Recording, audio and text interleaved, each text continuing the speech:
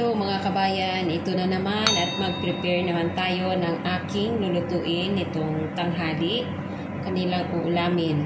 Ito ay ang laham na ipupuron po, i-oven.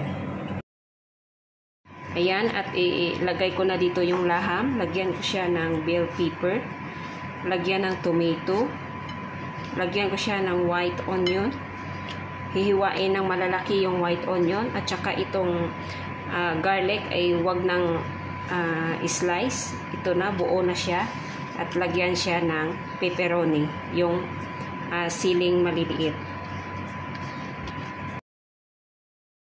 Tansyain lang po yung pagkakalagay ng salt. Lagyan ng paprika.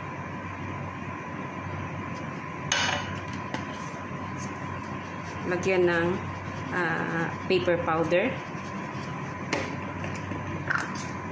Lagyan ng kaunting oil, yung normal oil. Tsaka itong olive oil.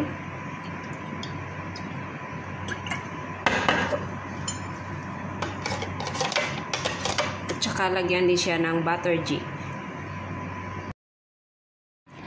Ayan, saka po siya hahaluin.